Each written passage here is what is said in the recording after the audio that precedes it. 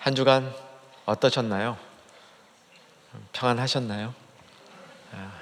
혼란스럽기도 하고 또 아쉽기도 하고 화도 나기도 하고 낙심되기도 하고 그런 이 사회가 편치 않은 한 주간이었습니다.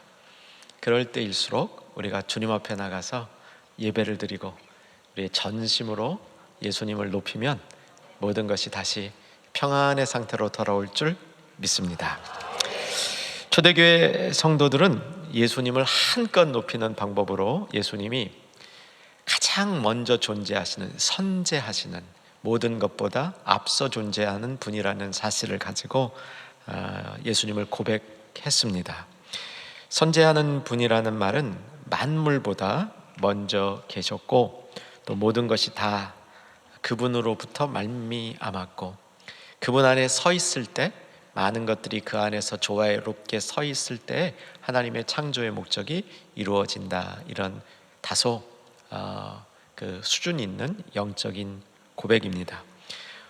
오늘 골로새서의 예수 찬양, 이제 대강절 두 번째 말씀인데 지난주에 에베소서에서 바울이 하나님 우리를 구원해 주신 찬송하리로다, 천복을 주셔서 우리를 구원하셔서 자녀 삼고 또 기업 삼고 그거를 성령으로 인쳐주신 하나님, 이 노래를 드렸는데 오늘은 골로새서에서 바울이 또 다른 차원의 저에게는 가장 장엄한 예수 노래가 아닌가, 이 노래로 예수님을 고백하고 있습니다.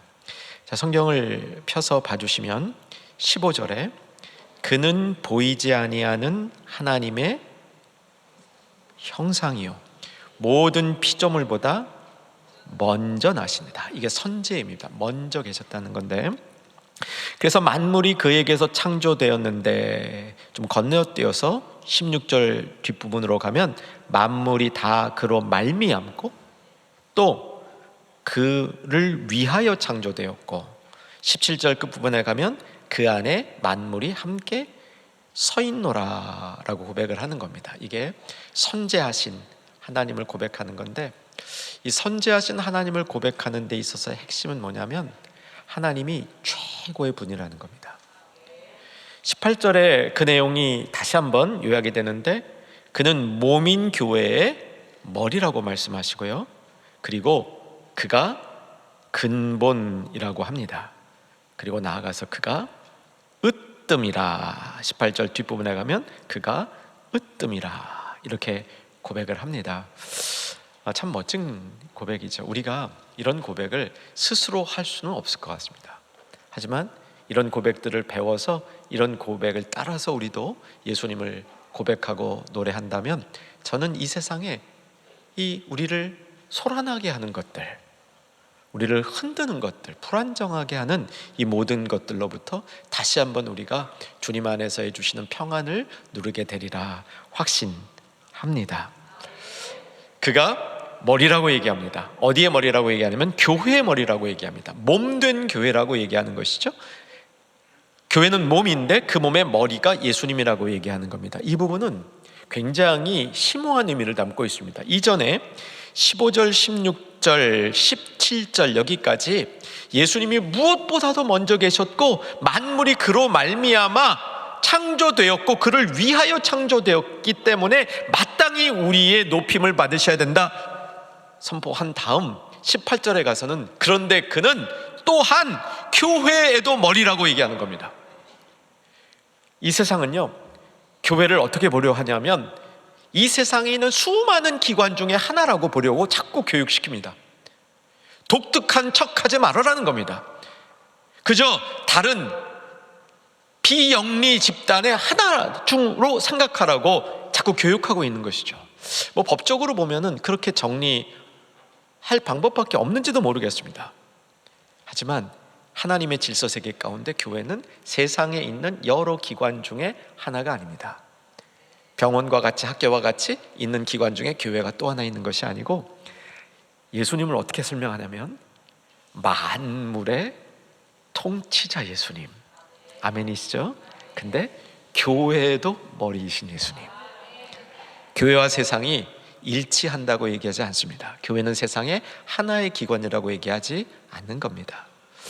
그렇다고 해서 교회가 세상의 머리에 있다? 그 얘기도 아닙니다. 이건 중세적인 사고이죠. 하나님은 교회라는 특별한 기관에 세상의 머리이신, 세상의 으뜸이신 예수님을 또한 교회의 머리로 세우셨다. 이렇게 교회의 특별한 부분을 얘기해 주는데, 오늘 우리에게 주는 교훈은 그러므로 우리가 예수님을 높일 때 성도에게는 놀라운 일이 일어난다는 것을 가르쳐 주는 겁니다. 어떤 놀라운 일이 일어날까요? 기대해 봤으면 좋겠습니다. 근본이란 말은 이 시작점이죠. 시작점. 그런데 제가 가끔씩 여행하다 보면 한강의 발원지, 낙동강의 발원지 그런 데 보면 꼭 가봐요. 근데 가보면 뭐 신통치는 않아요. 조그만 이렇게 이런 조그만 웅덩이 같아. 여기가 발원지구나, 그런 거죠. 그 발원지하고 한강의 이 지금 우리가 살고 있는 서울로 흐르는 한강을 보면 별로 이렇게 발원지가 이렇게 중요해 보이지 않습니다. 하지만 여기서 말하는 예수의 근본이라는 얘기는 너무나 중요한 겁니다. 그 근본 속에 모든 정체성이 담겨 있습니다. 그 근본 속에 어떻게 되어야만 하는지에 대한 당위성이 담겨 있습니다. 여러분, 이렇게 고백하실 수 있겠습니까? 예수는 모든 것의 근원이시다. 그리고 예수님이 으뜸이라고 고백을 합니다. 이런 고백을 우리도 사실 평소에 가끔은 합니다. 아마 여러분 중에 제가 느끼기에는 반수 이상은 이런 고백을 해보셨을 거예요. 예수님이 전부입니다. 해보셨어요? 예수님이 나의 전부입니다. 이런 고백 해보셨어요? 이건 내가 한 고백이 아니에요. 내가 인식해서 내가 어디서 배워서 한 고백이 아니고, 이건 정말 성령께서 주시는 고백입니다. 예수님이 전부라고 고백하는 그 고백을 더욱 멋있게 표현한 고백이 오늘 이 고백인 거죠. 오늘 본문에 나오는 이야기들인 겁니다. 여러분이 예수님이 전부라는 것을 고백한다면 당연히 우리 인생의 우선순위는 예수님께 있는 겁니다. 우선순위가 정해져 있다는 사실이죠. 그런데 이 고백의 서론 또한 굉장히 멋있습니다. 15절, 저는 사실요 2절을 읽을 때마다 그냥 가슴이 이렇게 심쿵심쿵해요. 15절 뭐라고 시작하냐면, 그는 보이지 아니하시는 하나님의 형상이요 모든 피조물보다 먼저 나신 이시니. 저는 너무 좋습니다, 이 구절이. 그는, 예수님은 보이지 아니하시는 하나님의 형상이요. 이 말은 무슨 말입니까? 우리 대강절에 꼭 묵상해야 될 말씀이죠. 하나님은 인간의 눈으로 볼 수 없다. 수차례 말씀드렸습니다. 하나님이 인간의 눈으로 볼 수 없는 이유는 우리를 위한 거라 말씀드렸습니다. 왜? 우리가 하나님을 보면 하나님의 영광 때문에 죽게 되어 있습니다. 그래서 하나님의 영광을 우리에게 안 보여주시는 거예요. 그런데 논리적으로 보지 않는 걸 어떻게 믿어요? 믿기 위해서 제일 필요한 게 보는 겁니다. 근데 하나님이 안 보이시는데 어떻게 믿습니까? 하나님이 안 보이시는데 하나님을 믿게 하는 방법이 보이지 아니하는 하나님의 형상이신 예수 그리스도를 우리에게 보내주신 겁니다. 그 예수님이 이 땅에 오신 것을 성육신이라고 그러죠. 육신을 입고 오셨다는 겁니다. 원래 육신을 입을 이유가 없는 분이죠. 여기 뭐라고 되어 있습니까? 모든 피조물보다 먼저 계신 분이라고 되어 있고요, 눈에 보이는 것 보이지 아니하는 땅 위 땅 아래 모든 세계의 주권 권세, 이 모든 통치, 이것들이 예수님 안에 있는데, 근데 그 예수님이 보이지 아니하는 하나님의 형상을 우리에게 보여주시기 위해서 예수님이 이 땅에 오셨고 인간이 되셨다는 사실을 선포해주고 있는 겁니다. 여러분, 우리도 이런 고백을 주님 앞에 오늘 말씀 따라서 드려봤으면 좋겠습니다. 오늘 여러분 예배 드리면서요, 말씀 들으시면서 여러분도 이 말씀이 여러분의 고백 삼아서 마음속으로 주님 앞에 올려질 수 있기를 기대합니다. 그는 보이지 아니하시는 하나님의 형상이요 모든 피조물보다 먼저 나신 이다. 고백이죠. 본문의 이 구절을 보게 되면 이런 고백이 예수님이 먼저 계셨다는 고백이 15절에서부터 18절까지 계속된 다음에 19절에서과 20절에서 이러한 예수를 높이는 고백이 우리 안에 있을 때 따라오는 것들에 관해서, 혹은 예수 안에 왜 이런 고백이 있어야 되는 이유에 관해서 설명해 줍니다. 그 전에 우리가 오늘 꼭 보아야 될 구절이 본문 시작 전인 13절에 어떤 내용이 있느냐 하는 겁니다. 13절을 한번 성경으로 오늘 본문 위에서 찾아가 보시면 바울은 우리가 받은 구원에 대해서 얘기하는데 우리가 보통 알고 있던 구원보다는 훨씬 큰 스케일의 구원을 얘기해 주고 있습니다. 13절 같이 한번 읽으면 좋을 것 같습니다. 그가 우리를 흑암의 권세에서 건져내사 그의 사랑의 아들의 나라로 옮기셨으니 계속 그 아들 안에서 우리가 속량 곧 죄사함을 얻었도다.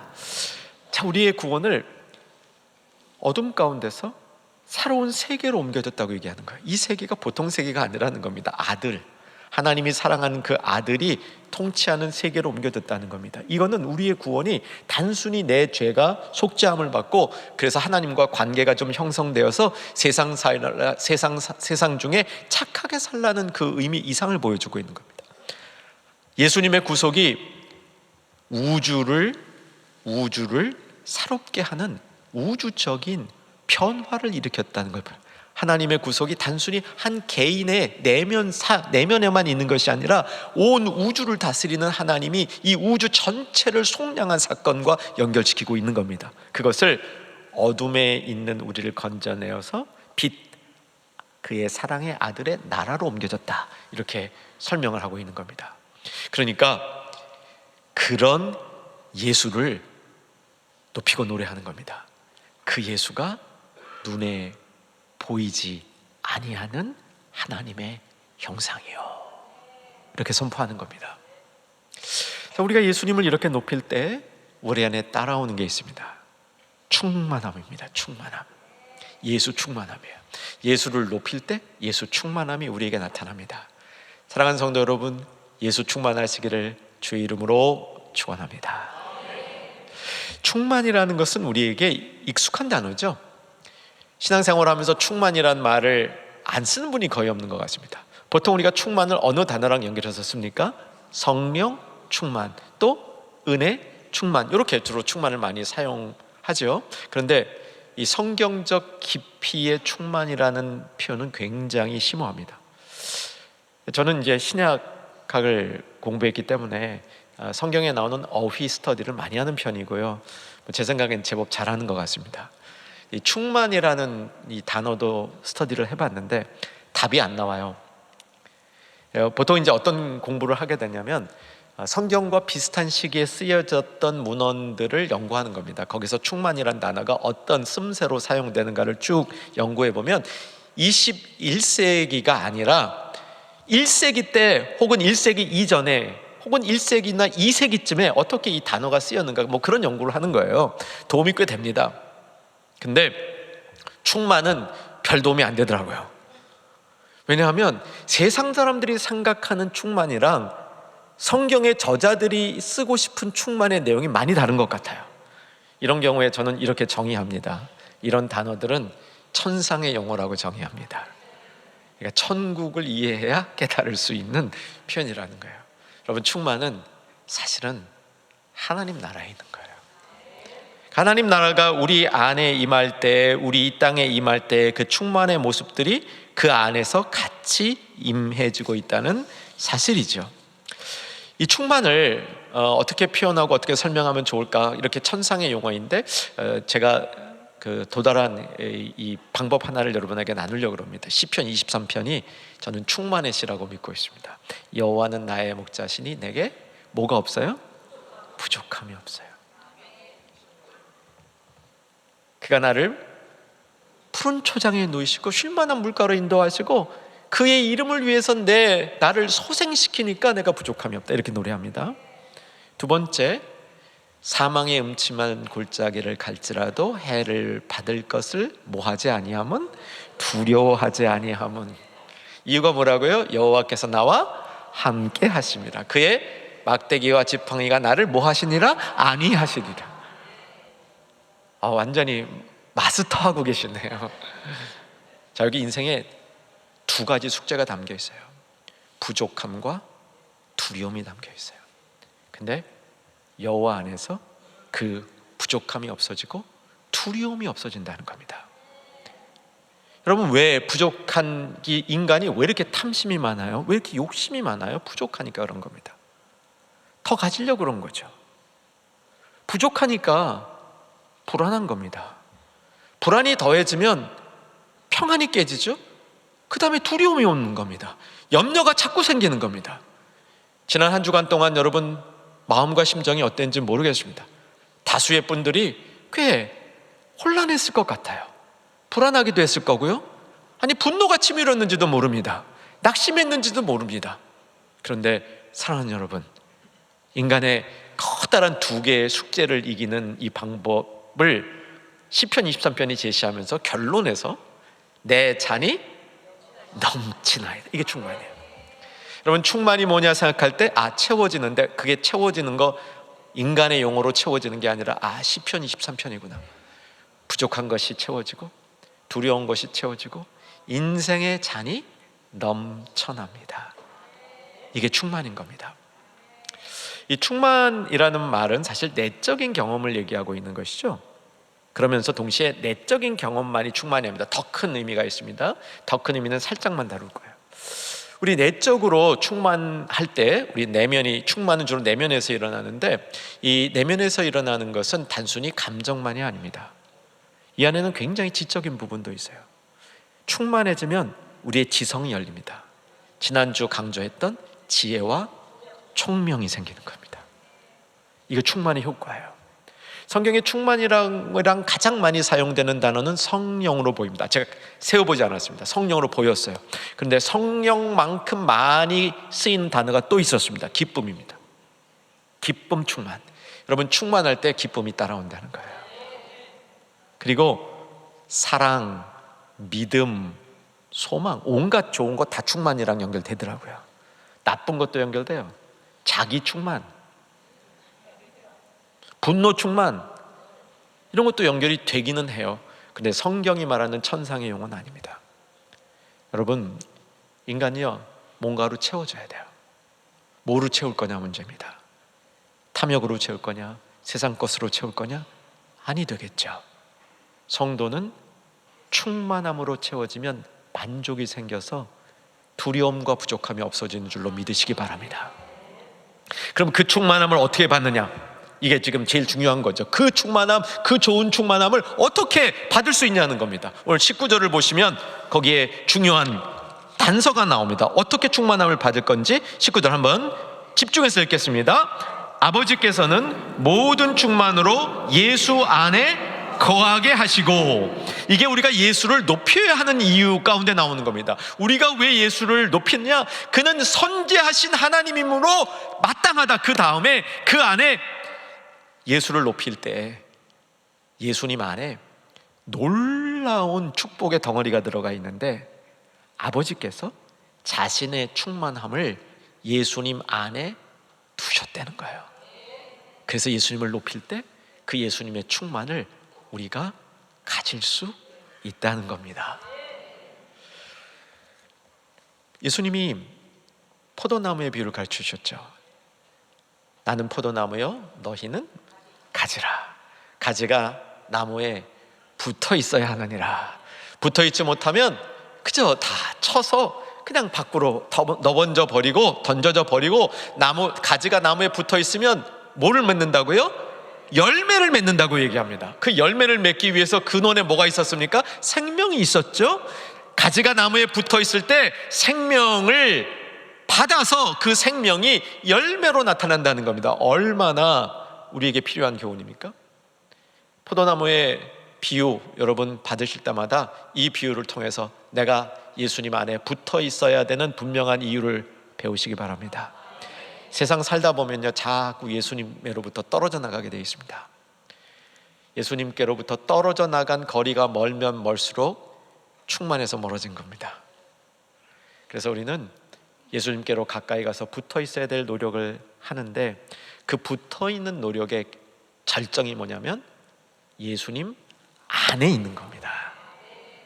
우리가 그 안에 있을 수 있도록 초청을 받은 겁니다. 자, 요한복음 15장 4절 자막으로 한번 같이 보십시다. 내 안에 거하라 나도 너희 안에 거하리라. 내 안에 거하면 나도 너희 안에 거하리라고 얘기를 합니다. 자, 그 다음 같이 읽겠습니다. 가지가 포도나무에 붙어있지 아니하면 스스로 열매를 맺을 수 없음같이 너희도 내 안에 있지 아니하면 그러하리라. 열매를 맺을 수 없다고 얘기를 합니다. 이제 좀 이 배경까지 다 말씀드리면요, 요건 지금 딱 4절인데 이제 이 비유를 전체를 말씀드리면 예수님이 우리 안에 거하는 방식도 가르쳐 주세요. 예수님이 우리 안에 거하는 방식이 뭐냐면 말씀이 너희 안에 거하고 너희가 말씀 안에 거하면 말씀을 통해서 예수님 안에 거하게 된다고 얘기하고요. 또 여기에 따라오는 굉장히 중요한 축복이 있습니다. 그렇게 될 때 너희가 구하는 것을 무엇이든지 구하라. 그리하면 이루리라. 이런 축복도 이 대목에 있어요. 자, 이 예수님 안에 있을 때 우리는 열매를 맺을 뿐만 아니라 정말 더 큰 축복을 받게 되는데 하나님의 충만함을 입게 됩니다. 자, 이 원리 다시 한번 그림으로 그려드릴게요. 아버지께서 당신의 충만함을 사랑하는 아들 예수 안에 두셨습니다. 우리가 그 예수 안에 거할 때 하나님 아버지의 충만함을 받는 겁니다.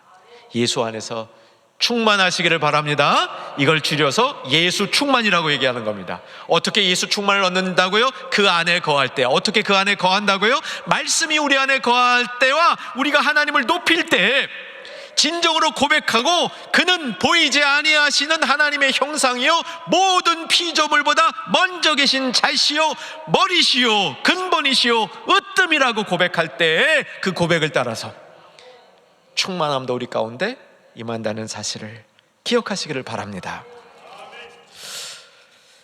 예수님을 통해서 이렇게 충만함을 얻을 뿐만 아니라 한 가지 더 주셔요. 화목하게 하신다고 얘기합니다. 그게 20절입니다. 20절이 좀 길어요. 그래도 한번 일단 읽으십시다. 20절 읽겠습니다.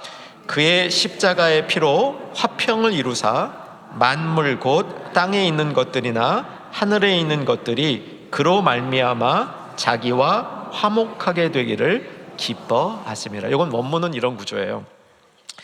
예수님을 높이잖아요. 전심으로 높였습니다.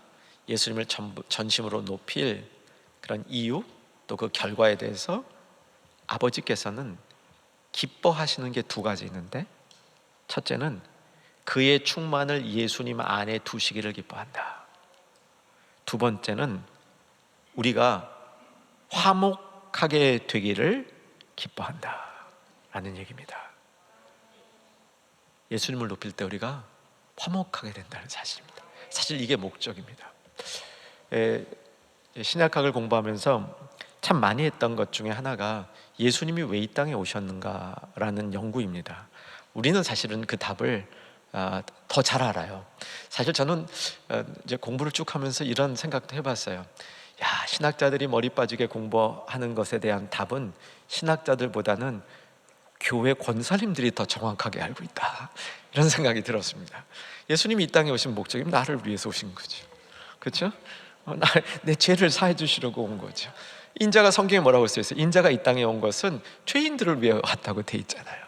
죄인들을 위하여 많은 사람을 위한 대속물로 주시려. 근데 또 그걸 가지고도 그렇게 학자들은 연구를 해요. 근데 예수님이 이 땅에 오신 이유는 좀 더 큰 관점에서 보면요, 화평케 하려고 오셨습니다. 화목케 하려고 오셨어요. 그래서 여기서 이 대목이 나오는 겁니다. 예수를 높이고 예수로 충만해지고 예수님이 가장 하렸던 일인 화목하게 하는 그 역사, 이것을 찬양하고 있는 겁니다. 사랑하는 여러분, 요즘과 같은 시대 가운데 정말 세상을 화목케 하는 성도들이 필요합니다. 세상을 화목케 하는 성도들 되어주시기를 주 안에서 소망합니다. 쉽지는 않아요. 화목한다는 게 그렇게 쉽지는 않습니다. 우리의 머릿속에, 우리의 마음속에 화목을 담지만 막상 싫은 사람 보면 눈길을 돌리게 되어 있습니다. 나에게 상처 준 사람 가까이 가기보다는 가능한 눈길을 피하고 싶은 것이 우리의 마음입니다. 그런 우리의 마음 가운데 본문은 두 가지 좋은 교훈을 주고 있습니다. 첫째는 20절, 그의 십자가의 피로 화평을 이루사. 여기는 원문으로 보면 화평하게 하다라는 한 단어의 동사입니다. 이걸 제가 왜 이렇게 찝어드리냐면요, 성경에 화평하게 하다, 화목하게 하다라는 말이 많이 나와요. 그런데 이게 화평하게 하다 할 경우에 대개 화평이라는 명사와 하다라는 동사의 결합이에요. 그러니까 두 개 단어예요. 근데 여기는 거의 유일하게 화평하다라는 동사가 쓰여요. 근데 화평하다라는 동사의 이 의미는 어떤 의미가 있냐면 서로 조화를 이루며 서 있다는 뜻이에요. 이게 화평이라는 거예요. 그러니까 싫은 사람, 싫은 사람, 마음에 안 드는 사람 다 잘라내고 나 혼자 쓰는 게 아닙니다. 저 사람 싫다고 해서 제거해 버린다는 게 아닙니다. 그게 화평이 아니고, 화평하게 하다라는 말은 조화가 이루기 어려운 사람하고도 조화를 이루어서 함께 harmonize, 이게 조화를 이루고 있는 상태를 화평하다고 얘기하는 거, 말하는 겁니다. 근데 그것보다 더 중요한 게 있어요.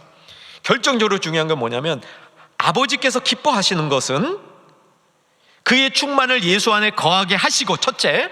둘째는 뭐냐면, 그로 말미암아, 예수의 피로 말미암아, 그 다음 잘 보세요. 끝나는 부분, 누구와 화목하게 하길 기뻐하셨어요?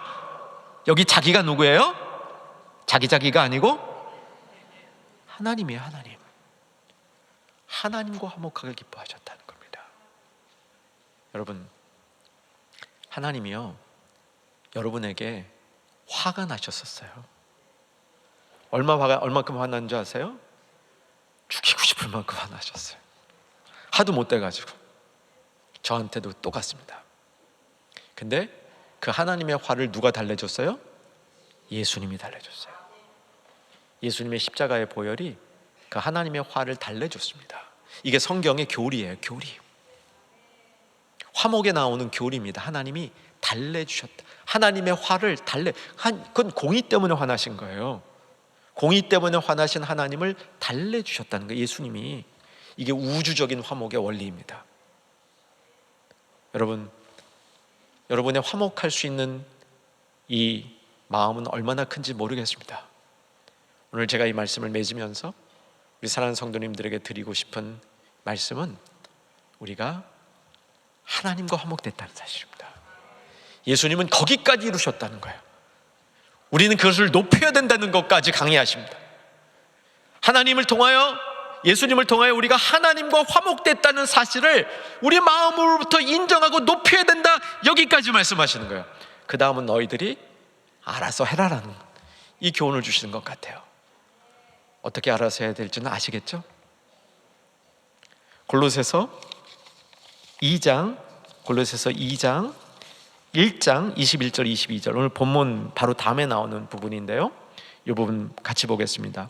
전에 악한 행실로 멀리 떠나 마음으로 원수가 되었던 너희를 이제는 그의 육체의 죽음으로 말미암아 화목하게 하사 너희를 거룩하고 흠없고 책망할 것이 없는 자로 그 앞에 세우고자 하셨으니, 하나님과 화목을 얘기하고 있습니다. 여기에서 시작입니다. 하나님과 화목되지 아니하면 세상과 화목할 수 없습니다. 세상 사람들 하나님과 화목시킬 수 없습니다. 세상 사람들 사이에 화목이 일어나는 이런 일꾼이 될 수 없습니다. 하나님과 예수님 덕분에 화목되어졌습니다. 이것을 우리가 고백으로 노래할 수 있기를 소망합니다. 예수를 높이는 중에 그가 머리십니다. 그가 근본이십니다. 그가 으뜸이십니다. 예수를 높이는 중에 우리의 마음이 충만하여져서 하나님과 화목되어져서 그 앞에 우리가 있음을 알고 그 이후에 우리의 삶이 그 값에 합한 모습으로 변화되어지기를 주의 이름으로 축원합니다.